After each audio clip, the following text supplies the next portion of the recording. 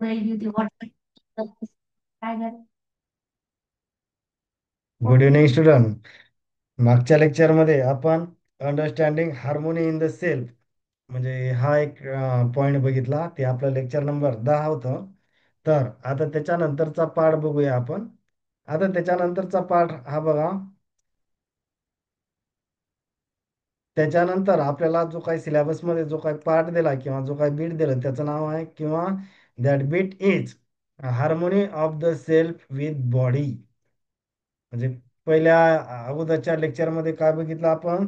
Understanding harmony in the self. आता बघा, आता काय नंतरचा जो काही टॉपिक आहे तो काय? Harmony of the self with body. आता बघा की harmony harmony in the two things म्हणजे दोन गोष्टीमध्ये हार्मोनी किंवा कोऑर्डिनेशन कधी आहे? मीन्स बघा, कधी आहे असं समजायचं. Means that both of them exist together in such a way that they do not oppose or conflict with each other. They support and complement each other. Their relationship is mutually fulfilling. आता बघा, ही जी काही definition आपण वाचलीत की harmony in two things म्हणजे काय? साध्या भाषेत दोन्ही गोष्टीसाठी विन विन सिच्युएशन असणे. म्हणजे दोन्ही गोष्टीसाठी पॉझिटिव्ह सिच्युएशन असणे तर त्याला आपण काय म्हणू? की हार्मोनी. म्हणजे त्याच्यामध्ये कोऑर्डिनेशन असलं पाहिजे, सपोर्ट असलं पाहिजे, नंतर म्युच्युअल फुलफिलिंग असली पाहिजे, कॉम्प्लिमेंट इच अदर हे पण असलं पाहिजे, तरच त्याला आपण harmony in the two things म्हणू. अदरवाईज जर ह्या गोष्टी नसेल तर त्याला आपण असं म्हणत असतो की कॉन्ट्रॅडिक्शन किंवा डिसहार्मोनी इन द टू थिंग्स. आता बघा, हे आपण harmony in the two things बघितलं. आता टू थिंग्स इथं कोणत्या आहेत? हार्मोनी ऑफ द पहिली थिंग्स कोणती? ही सेल्फ. आणि दुसरी थिंग्स कोणती? ही बॉडी. म्हणजे या दोन मध्ये आपल्याला हार्मोनी हे आता अंडरस्टँड करून घ्यायचं आहे. बघू आता पुढे.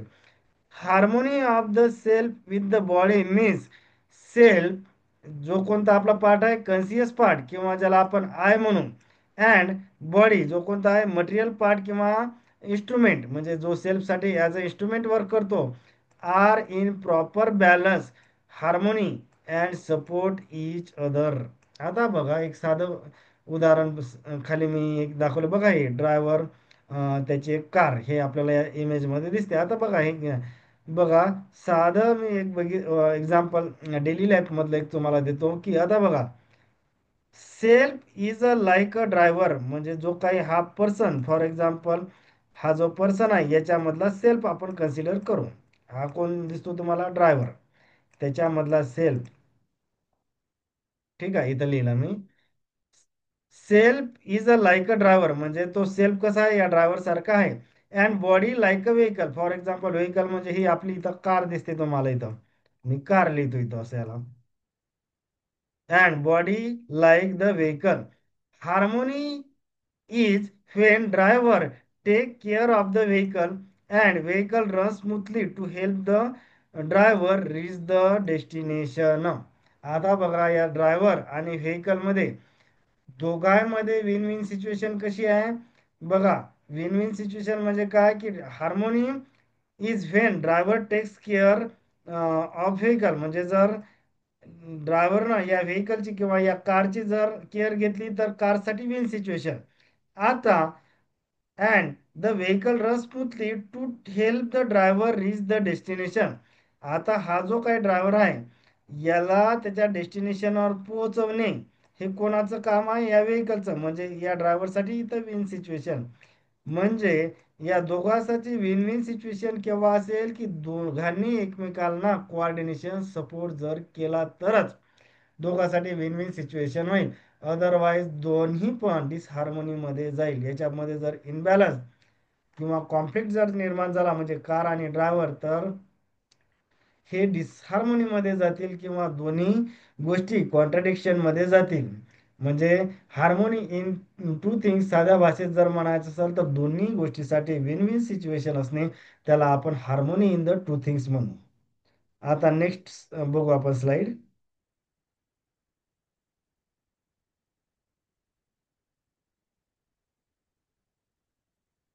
आता बघा, मी सांगितलं इथं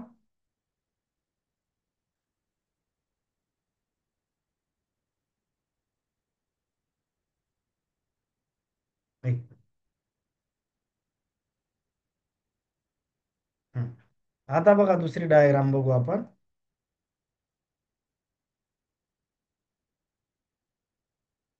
आता बघा आपण काय बघितलेलं आहे की harmony of the self with the body. आता बघा इथं मी सेल्फ दाखवलेला आहे, हा सेल्फ, आणि इथं बॉडी. आता बघा बॉडी आपण पहिल्या लेक्चरमध्ये गेलं बघितलं की बॉडी ही काय करते, सेल्फसाठी ॲक्ट ॲज अ इन्स्ट्रुमेंट. कारण की सेल्फ म्हणजेच काय, जो डिसिजन किंवा थिंकिंग जो पार्ट होतो तो कुठं सेल्फमध्ये होते. बॉडी काय असते की बॉडीमध्ये थिंकिंग किंवा डिसिजन मेकिंग कॅपॅसिटी नसते, तो राईट कोणाला आहे, सेल्फला.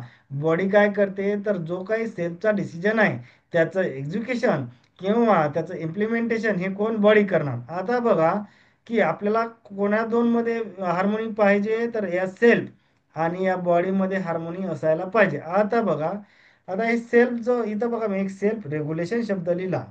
आता इथं बघा या सेल्फचं जे काही इथं वर्क आहे किंवा नेचर आहे ते कसं आहे, सेल्फ रेग्युलेशन. बॉडीच्या इथं ब्रॅकेटमध्ये मी लिहिलेलं आहे हेल्थ. पहिले आपण सेल्फ रेग्युलेशन म्हणजे काय ते समजून घेऊ. आता बघा, सेल्फ रेग्युलेशन म्हणजेच काय, feeling of responsibility towards the body for nurturing, protecting and right utilisation of body. मी याला शॉर्टकटमध्ये NPR म्हणत असतो. म्हणजे एन, इकडे लिहितो मी पी, आणि इथं लिहितो आर. सेल्फ रेग्युलेशन म्हणजे काय, तर या सेल्फची रिस्पॉन्सिबिलिटी काय आहे किंवा त्याची फिलिंग काय असली पाहिजे, feeling of responsibility towards for, NPR. आता एन म्हणजे काय, नर्चरिंग, पी म्हणजे काय, प्रोटेक्शन, अँड आर म्हणजे काय तर राईट युटिलायझेशन ऑफ बॉडी, त्याला सेल्फ रेग्युलेशन म्हणून. सेल्फ रेग्युलेशन काय, ही फिलिंग आहे. इथं रेग्युलेशन म्हणजे ऍडजस्टमेंट नाही, हे लक्षात घेणं गरजेचं आहे. नाहीतर सर, इथं रेग्युलेशन म्हणजे रेग्युलेशनचा आपण जनरली रेग्युलेटर किंवा जो इलेक्ट्रिकल बोर्डचा रेग्युलेटर किंवा तो स्विच आहे त्याला रेग्युलेटर म्हणजे काय, इन जनरल आपण रेग्युलेशन म्हणजे काय विचार करतो की ऍडजस्टमेंट, पण इथं ऍडजस्टमेंट नाही. रेग्युलेशन म्हणजे काय, त्या सेल्फची रिस्पॉन्सिबिलिटी किंवा त्या सेल्फची feeling, feeling of responsibility towards the body, त्याला आपण सेल्फ रेग्युलेशन म्हणायचं. म्हणजे feeling of responsibility towards the body. आता त्या रिस्पॉन्सिबिलिटी कोणत्या आहेत, कशासाठी आहेत, NPR म्हणजे nurturing, protection and right utilisation of body. आता बघा इकडे, हे सेल्फ बद्दल बघितलं आपण. आता बघा बॉडी. बॉडी आता इकडे इकडे मी काय सांगितलं, आता बघा, harmony of the self and body म्हणजे काय, या दोन मध्ये हार्मोनी किंवा कोऑपरेशन किंवा सपोर्ट किंवा दोघांचेही फुलफिलमेंट म्हणजे कोणतं, सेल्फ रेग्युलेशन आणि हेल्थ. कारण की इनडायरेक्टली हेल्थ काय, हे बॉडीच्याच रिलेटेड आहे. सेल्फ रेग्युलेशन काय, हे सेल्फच्या रिलेटेड. म्हणजे कोणत्या गोष्टीमध्ये आपल्याला हार्मोनी पाहिजे तर सेल्फ रेग्युलेशन, आणि सेकंड कोणतं आहे, हेल्थ. सेल्फ रेग्युलेशन म्हणजे आपण बघितलं की feeling of responsibility towards body for, NPR म्हणजे काय, nurturing, protection and right utilisation of body. आता हेल्थमध्ये बघू आपण. हेल्थमध्ये बघा पहिला पॉईंट लिहिला आहे, body acts according to self. कारण पहिल्या आपण सुरुवातीच्या लेक्चर पासून बघतो की बॉडीला कशा, अकॉर्डिंग टू कशानुसार ऍक्ट करायचं आहे, सेल्फ. कारण की डिसिजन मेकिंग कॅपॅसिटी कोणाची आहे, सेल्फ. सगळा डिसिजन कोण घेणार, सेल्फ. बॉडी काय करते, त्याचं इम्प्लिमेंटेशन किंवा त्याचं एक्झिक्युशन कशानुसार करते, अकॉर्डिंग टू सेल्फ. आता दुसरी कंडिशन मी इथं लिहिलेली आहे, parts of the body are in harmony or in order. जे काही बॉडीचे ऑर्गन्स आहेत, म्हणजे मग कोणतेही असू द्या, लंग्स असू द्या, हार्ट असू द्या, किंवा डायजेस्टिव्ह सिस्टीम असू द्या, किंवा इतर कोणत्या, हे सगळ्या गोष्टी कशामध्ये, हार्मोनीमध्ये असायला पाहिजे, तरच ते ऍक्ट करतील ना. याच्यामध्ये जर डिसहार्मोनियम असेल बॉडीच्या पार्ट्समध्ये, तर ते सेल्फचं किंवा सेल्फचा डिसिजन मानणार नाहीत किंवा body act according to self असं होणार नाही. कारण की या पार्ट्समध्ये डिसहार्मोनी जर असेल किंवा या बॉडीच्या पार्ट्समध्ये जर इम्बॅलन्स असेल तर ह्या गोष्टी करणं अवघड होईल. आता बघू आपण पुढच्या स्लाइडमध्ये.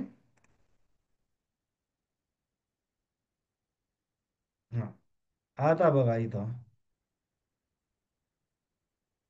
ही पहिली डायग्राम आपल्याला कळली की हार्मोनी कशा कशात लागते, सेल्फ रेग्युलेशन आणि हेल्थमध्ये. मग याच्यामधले आपण बघितलं की सेल्फ रेग्युलेशन म्हणजे काय असते आणि हेल्थमध्ये काय काय body acts according to self parts of the body are in harmony. म्हणजे जे काही बॉडीचे पार्ट्स आहेत ते सुद्धा हार्मोनीमध्ये किंवा बॅलन्समध्ये लागते तरच ते body acts according to the self, otherwise तसं होणार नाही. आता बघा इथं पहिलं आता मी काय केलं की या डायग्रामला मी फॉर एक्झाम्पल इथं ए पार्ट कन्सिडर केला. मी इथं इथं कॅपिटल ए लिहितो म्हणजे पुढच्या स्लाइडवर आपल्याला लगेच समजेल. हेल्थसाठी मी लिहितो की बी पार्ट लिहिला. हे लक्षात घ्या. मी सेल्फ किंवा सेल्फ रेग्युलेशनसाठी कोणता पार्ट कन्सिडर केला? ए. बॉडी और इन्स्ट्रुमेंट किंवा ते हेल्थसाठी मी कोणता पार्ट कन्सिडर केला? बी. ए आणि बी मध्ये आपल्याला काय पाहिजे? इथं हार्मोनी. मी इथं मधात लिहितो एच. ठीक आहे, म्हणजे लक्षात येईल. बघा आता सेल्फ किंवा सेल्फ रेग्युलेशनसाठी मी काय कन्सिडर केलं? कॅपिटल ए. बॉडी इन्स्ट्रुमेंट और हेल्थसाठी मी काय कन्सिडर केलं? कॅपिटल बी. आता हार्मोनी कोणामध्ये लागते? ए आणि बी. इथं मी मधात एच दिला. एच म्हणजेच काय? हार्मोनी. कशा कशामध्ये? ए आणि बी मध्ये हार्मोनी आपल्याला लागणार आहे. आता बघा समोरच्या डायग्राम मध्ये.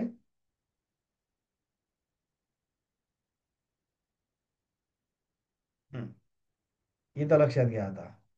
आता बघा ए पार्ट मी काय केला होता? सेल्फच्या रिलेटेड लिहिला होता ना मागच्या डायग्राम मध्ये. जर ऑब्झर्व केला आपण तर ए कॅपिटल ए हे इथं ए लिहिला मी. म्हणजे जो आपण ए आणि बी मध्ये हार्मोनी दाखवलं होतं मी मागच्या डायग्राम मध्ये. ए म्हणजे काय? Self regulation. सेल्फ रेग्युलेशन म्हणजे काय लिहिलं होतं आपण definition? The feeling of responsibility towards the body for NPR. N म्हणजे काय? Nurturing, protection and right utilisation of the body. आता यातला कोणता? मी सध्या फक्त ए पार्ट कन्सिडर बी इथं लिहिला मी खाली. नंतर बघू आपण बी. म्हणजे आपलं अल्टिमेट पर्पज काय? या दोन मध्ये हार्मोनी असणं. हे इथं ॲरो दाखवतो मी सध्या असा समजण्यासाठी. म्हणजे इथं हेच लिहितो मी. म्हणजे ए आणि बी मध्ये हार्मोनी दाखवणे हे आपला अल्टिमेट पर्पज आहे. म्हणजे ह्या इथं ए मी हा इथं राऊंड केला. त्याच्यामध्ये इथं बघा हा ॲरो इथं घेतला मी आणि इथं बी. म्हणजे ए आणि बी मध्ये आपल्याला हार्मोनी दाखवायची आहे. त्याच्यामधला ए पार्ट आपण काय घेतला की फिलिंग ऑफ सेल्फ रेग्युलेशन. आता फिलिंग ऑफ सेल्फ रेग्युलेशन म्हणजेच काय?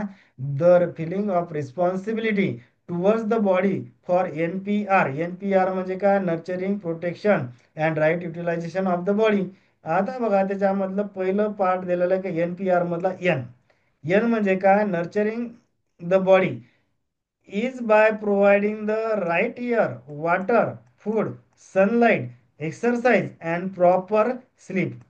तरच nurturing of the body. Nurturing म्हणजे काय? त्या पोषण, बॉडीचं पोषण करणे. बॉडीचं पोषण कधी होणार? Providing right air, water, food, sunlight, exercise आणि प्रॉपर स्लीप. आता बघा बऱ्याचदा विद्यार्थ्यांना वाटते की चांगला आहार किंवा राईट फूड जर घेतलं तर नर्चरिंग ऑफ द बॉडी. नुसतं राईट फूड घेऊन फायदा नाही, तर प्रॉपर नर्चरिंग ऑफ बॉडीसाठी तीन गोष्टी आवश्यक असतात. एक आपण मराठीमध्ये झोप, व्यायाम आणि आहार, हे तीन गोष्टी फार प्रॉपर आहेत. म्हणजे मी काय लिहिलं की इथं बघा, व्यायाम म्हणजे एक्सरसाइज, प्रॉपर स्लीप आणि फूड. आता बऱ्याच स्टुडंट बरेच प्रश्न विचारतात मला की सर आम्ही आहार व्यवस्थित घेतो काय? कारण की काय काय स्टुडंट म्हणतात सर आम्ही रेग्युलर एक्सरसाइज करतो. काही स्टुडंट मला असे म्हणतात सर आम्ही वेळेवर झोपतो. अरे पण त्याच्यामध्ये हे तीन जे गोष्टी आहेत, आपण फूड, एक्सरसाइज आणि स्लीप, ह्या तीन मध्ये तिन्ही मध्ये कोऑर्डिनेशन लागते. बघा आता चांगला आहार घेतला पण वेळेवर जर झोपले नाही आणि एक्सरसाइज जर नसेल तरी नर्चरिंग ऑफ द बॉडी होत नाही. दुसरं बरेच स्टुडंट माझ्याकडे येतात सर म्हणते आम्ही रेग्युलर एक्सरसाइज करतो पण वेळेवर जर झोपत नसताल आणि व्यवस्थित फूड घेत नसाल तरी नर्चरिंग ऑफ द बॉडी होत नाही. तिसरं, वेळेवर झोपत आहात पण एक्सरसाइज आणि राईट फूड नाही तरीही फायदा होत नाही. म्हणजे नर्चरिंग ऑफ द बॉडीसाठी फूड, एक्सरसाइज आणि नर्चरिंग ही पॅरलली तिन्ही गोष्टी आवश्यक आहे, हे लक्षात घ्या. बरेच स्टुडंट म्हणतात सर आमचा आहार व्यवस्थित आहे. अरे हो आहार व्यवस्थित आहे पण या दोन गोष्टीचं काय? एक्सरसाइज, प्रॉपर स्लीप, ह्या दोन्ही गोष्टीही तेवढ्याच महत्त्वाच्या आहेत. दुसरं प्रोटेक्शन. प्रोटेक्शन म्हणजे बघा, you you it protection from harm, illness, unsafe situation, unfavourable condition. Example, wearing helmet while driving the bike. म्हणजे हे प्रोटेक्शनच आहे आपलं. नंतर बघा राईट युटिलायझेशन, तिसरा जो आपण NPR म्हटलं ना, NPR चा तिसरा पार्ट म्हणजे R, would mean using the body for purpose of the self. आता right utilization is equal to using the body as an instrument for the self for meaningful, respectful and fulfilling living. हे महत्वाचं sentence आहे आपल्यासाठी. बघा for example me right युटिलायझेशनचं एक साधं daily routine मधलं example इथं खाली घेतलेलं आहे. For example mouth. आता माउथचं किंवा जो काही तोंड आहे आपलं त्याचं राईट युटिलायझेशन काय होईल? Eating healthy food, speaking truth, encouraging others, हे राईट युटिलायझेशन. आणि रॉंग युटिलायझेशन ऑफ माउथचं काय होईल? बघा आता इथं over eating junk food, lying म्हणजे खोटं बोलणे, अब्युझिंग शिव्या गाळ करणे, हे राईट युटिलायझेशन होणार का? तर नाही. राईट युटिलायझेशन कोणतं होणार? हे वरचं. हे कसं होणार? रॉंग युटिलायझेशन म्हणू आपल्याला. नंतर आता बघा आपण त्या डायग्राम मध्ये आपण बघा हार्मोनी कशामध्ये बघितले होतं की सेल्फ आणि बॉडी. आता मी इथं लिहितो यस आणि इथं लिहितो बी, या दोन गोष्टीमध्ये इथं एच लिहितो मी, म्हणजे इथं एच. आता याच्यामधला फक्त आपण हा वरचा पार्ट कुठं कव्हर केला? हे इथं हे पार्ट म्हणजे NPR हे कव्हर केला. आता कोणता पार्ट आहे आपला? हा बी, हा कव्हर करायचा. बी मध्ये आपण त्या डायग्राम मध्ये काय लिहिलं होतं? हेल्थ ऑफ द बॉडी मध्ये the body acts according to instruction of self. पण ती instruction of self according to करण्यासाठी ही गोष्ट आवश्यक आहे, the parts of the body in harmony और इन ऑर्डर. आता बघू आपण नेक्स्ट स्लाइड मध्ये.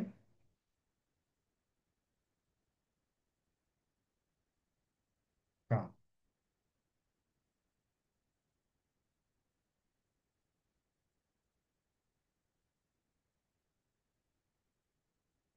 बघा आता त्याच्यामधला फर्स्ट इंडिकेटर जे आपण ही डायग्राम दाखवली होती, आता त्याच्यामध्ये बघा of the health, first indicator of the health, the body is that it is able to act according to the instruction of the self. आता बघा कारण की सेल्फ डिसिजन घेण्याचा राईट कोणाला आहे? सेल्फला. बॉडी काय करते? फक्त त्या डिसिजनचं एक्झिक्युशन किंवा इम्प्लिमेंटेशन करते. म्हणजे काय? Body is that it is able to act according to instruction of the self or decision taken by the self. आणि त्याच्यानुसार बॉडी काय करते की त्या तो डिसिजन, तो इन्स्ट्रक्शन इम्प्लिमेंट करते किंवा ते ऍक्ट करते कशानुसार? तर त्या इन्स्ट्रक्शन किंवा डिसिजन ऑफ द सेल्फ नुसार. हे पहिला इंडिकेटर. हे कुठे इंडिकेटर बघितले होते आपण? हे दोन या डायग्राम मध्ये. इकडे बघा ही डायग्राम, हे बघा हे the body acts according to self, हे पहिला. दुसरा इंडिकेटर काय? Parts of the body are in harmony और ऑर्डर. आता बघा आपल्याला हार्मोनी कशा कशामध्ये लागते? Harmony of the self with body, म्हणजे हा सेल्फ इकडे, इकडे बॉडी, आणि याच्या दोन मध्ये एच पाहिजे आपल्याला हार्मोनी. त्याच्यामधलं आपण हे सेल्फ रेग्युलेशन समजून घेतलं. आता आपण काय करणार आहोत? हा पार्ट बी पार्ट समजून घेणार आहोत. त्याच्यामधले पहिला इंडिकेशन काय आहे? Body acts according to self. दुसरं इंडिकेशन काय आहे? Parts of the body are in harmony. आता ही इकडे आहे स्लाइड.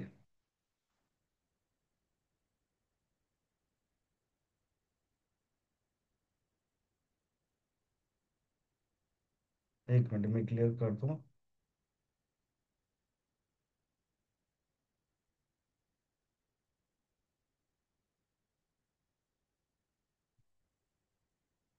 हा इथं आलो आपण आता. बघा द सेकंड इंडिकेटर, पहिला इंडिकेटर बघितला आपण. The first indicator of the body बघितला की body is that it is able to act according to the instruction of self, हे पहिला इंडिकेटर.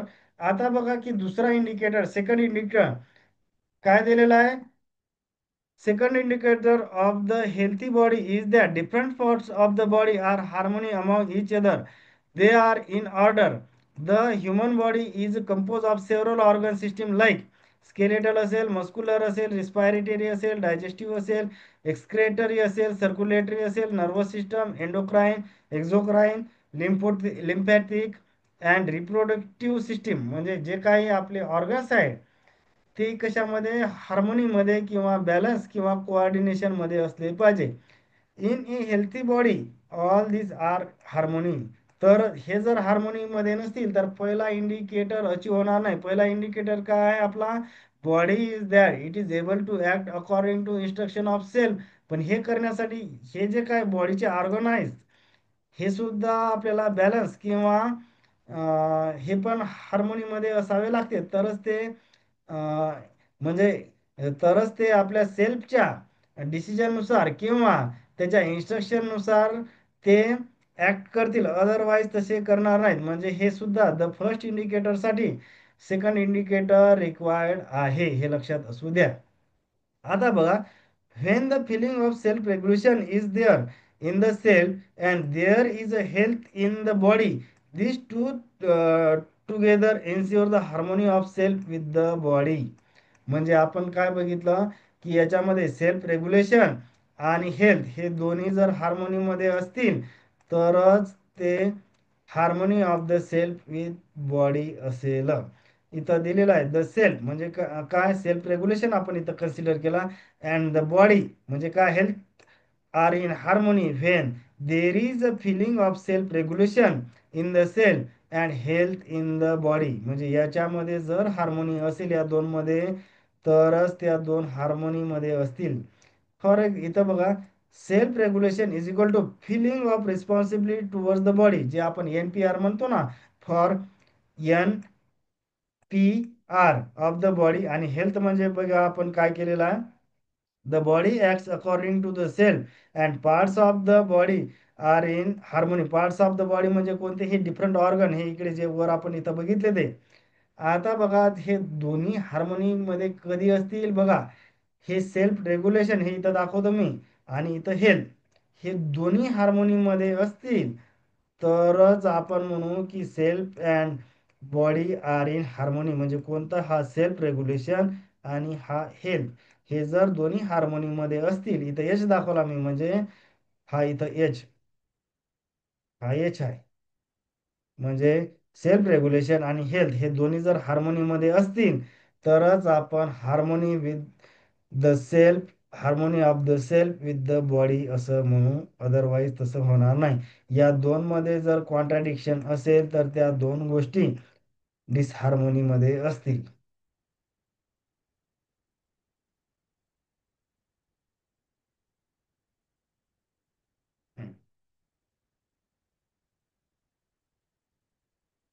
नंतर बघा, appraisal of the current status, म्हणजे सध्याची परिस्थिती कशाची आहे. आता बघा, appraisal of the current status म्हणजे काय, here we stand today before planning the next step. म्हणजे अप्रेझल म्हणजे काय की सध्या आपण कुठं स्टँड करत आहात. आता एक बघा इथं खाली लिहिलं मी, over the last 100 year or so there have been significant improvement in terms of longer life span in dealing with the communicable diseases and trauma, but yet ensuring the health remains a question mark. म्हणजे जरी आपण या वरच्या तीन चार गोष्टीमध्ये progress केली, तरी हेल्थ रिमेन्स क्वेश्चन मार्क. आता बघा समोर लिहिलं, lifestyle related disorder like obesity and alcoholism. म्हणजे जसं वर्कहोलिझम वाढलं, त्याच रेशिओनी हे अल्कोहोलिझम सुद्धा आपल्याला वाढलेलं बघायला मिळते, are increasing. And so are mental disorder like depression, ह्या गोष्टी सुद्धा वाढताना दिसतात.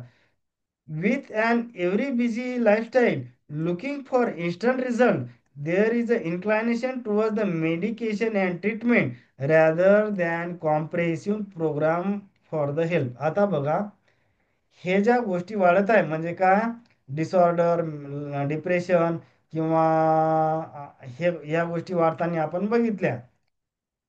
With and every busy lifestyle looking for instant result. आता बघा, इन्स्टंट रिझल्ट आपण ऑब्झर्व करतो की खूप फास्ट लाईफ किंवा बिझी लाईफस्टाईल झालेली पाहायला मिळते. मग बघा, लुकिंग फॉर इन्स्टंट रिझल्ट, ताबडतोब रिझल्ट येण्यासाठी लोकांचा कल किंवा inclination toward medication and treatment, लोक मेडिकेशन आणि ट्रीटमेंट याच्या मागे धावताना आपल्याला दिसतं, rather than comprehensive programme for health. आता मग तुम्ही म्हणता sir comprehensive programme for health ही काय भानगड असते. आता बघा इथं आपण लिहिलं की मेडिकेशन अँड ट्रीटमेंट याच्याकडे लोकांचा कल दिसतो किंवा इन्क्लायनेशन आपल्याला इकडे बघायला मिळते. Rather than comprehensive programme for health. आता कॉम्प्रेहेन्सिव्ह प्रोग्राम म्हणजे काय? कॉम्प्रेहेन्सिव्ह प्रोग्राम म्हणजे डेली रुटीन पाळणे, एक्सरसाइज करणे, योगा मेडिटेशन करणे, हे comprehensive programme for health. Meditation treatment हा कॉम्प्रेहेन्सिव्ह प्रोग्राम नाही, हे लक्षात घ्या. हे मेडिकेशन किंवा ट्रीटमेंट ही घडल्यानंतरची गोष्ट आहे. म्हणजे एखादा आजार आल्यानंतर मेडिकेशन आणि ट्रीटमेंट. पण कॉम्प्रेहेन्सिव्ह प्रोग्राम फॉर हेल्थ कसा असते, की एखादा आजार घडण्याच्या अगोदर जे काही आपण केअर घेतो त्याला कॉम्प्रेहेन्सिव्ह प्रोग्राम म्हणतो. आता कॉम्प्रेहेन्सिव्ह प्रोग्राम म्हणजे काय? डेली रुटीन येईल आपलं, आणि एक्सरसाइज, योगा, मेडिटेशन म्हणजे कॉम्प्रेहेन्सिव्ह प्रोग्राम. आता बघा, बऱ्याचदा लोक म्हणते, बऱ्याचदा असे म्हणतात की बाबा मेडिकलमध्ये प्रोग्रेस झाली की आरोग्याच्या समस्या संपतील. पण मुळात लक्षात घेणं असं आवश्यक आहे, मेडिकल किंवा ट्रीटमेंट हे आजार झाल्यानंतरच्या गोष्टी आहेत. कोणत्या? मेडिकल आणि ट्रीटमेंट हे कोणत्या गोष्टी आहेत? आजार झाल्यानंतरच्या. पण ते आजार होऊ नये याच्यासाठी कोणत्या ट्रीटमेंट असतात? एक्सरसाइज आणि डेली रुटीन. म्हणजे काय झालं? कॉम्प्रेहेन्सिव्ह कोणती किंवा लॉंग टर्म जी गोष्ट आहे, ही कोणती असेल? डेली रुटीन आणि एक्सरसाइज, हे लॉंग टर्म सोल्युशन आहे. मेडिकेशन ट्रीटमेंट हे काय आहे? हे शॉर्ट टर्म. नाही तर मग तुमचा सर सगळे गल्ली गल्लीत मेडिकल कॉलेज काढले म्हणून आरोग्याच्या किंवा याच्या समस्या सॉल्व्ह होतील, असं होते का? प्रत्यक्षात तसं होत नसते. आरोग्याच्या समस्यावर किंवा आजारावर लॉंग टर्म सोल्युशन काढणे म्हणजे काय? डेली रुटीन आणि एक्सरसाइज, म्हणजे हे महत्त्वाच्या गोष्टी आहेत. हे लॉंग टर्म सोल्युशन आहे. मेडिकल कॉलेज किंवा ह्या ट्रीटमेंट हे शॉर्ट टर्म आहे. म्हणजे कॉम्प्रेहेन्सिव्ह प्रोग्राम काय आपला, की रोग होऊ नये. मेडिकेशन ट्रीटमेंट काय आहे? रोग झाल्यानंतरच्या गोष्टी आहेत. आता हा कॉम्प्रेहेन्सिव्ह प्रोग्राम काय आहे हे पुढच्या लेक्चरमध्ये आपण डिस्कस करू. त्याच्या अगोदर जर आपलं लेक्चर आवडत असेल तर सबस्क्राईब करायला विसरू नका, लाईक्स करायला विसरू नका. Thank you. Comprehensive programme for the health हे आपण पुढच्या लेक्चरमध्ये डिटेलमध्ये बघू.